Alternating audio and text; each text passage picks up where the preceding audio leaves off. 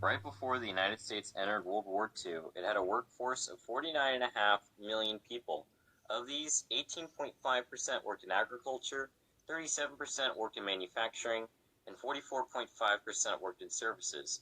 In addition, the U.S. had a massive pool of 23 million unemployed people to pull from.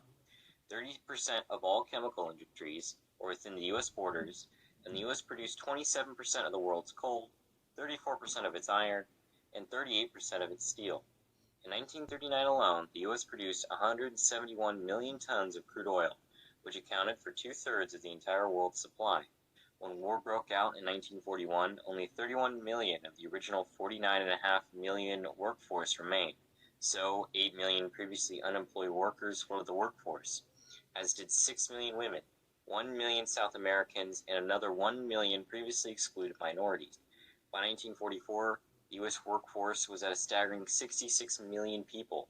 In 1940, women made up only about 26% of the workforce. By 1944, they made up 37%.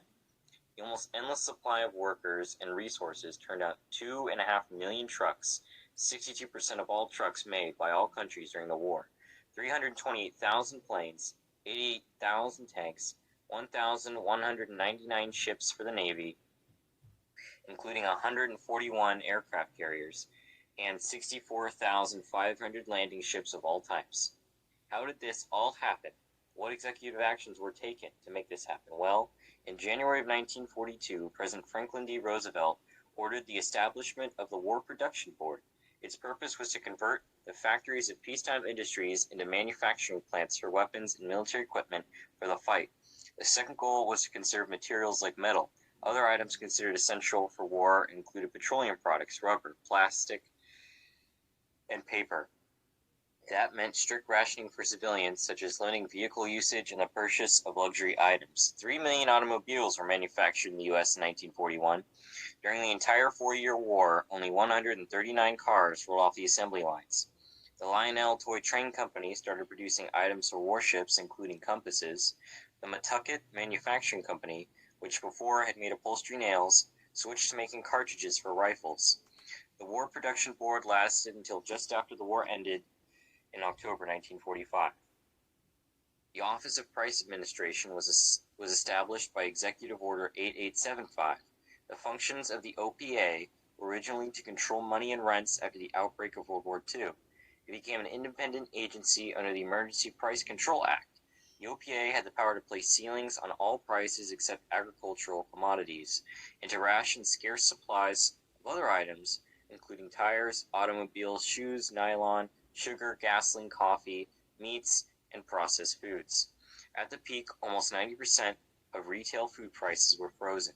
The Stabilization Act of 1942 was an act of Congress that amended the Emergency Price Control Act.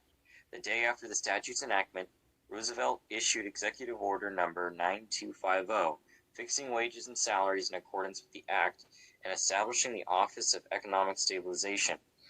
On April 8, 1943, Roosevelt issued Executive Order 9328, which is a hold on further increases in prices affecting the cost of living and increases in wages.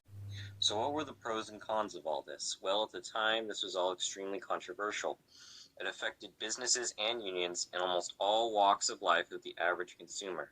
But surprisingly, businesses that engaged in war production agreed to allow unions to organize their workforce, while unions in turn agreed to government caps in wage increases. Unlike the Civil War and World War I, the Second War saw no mass resistance to civilian conscription, no major tax revolts, or protests against the expansion of the president's wartime powers.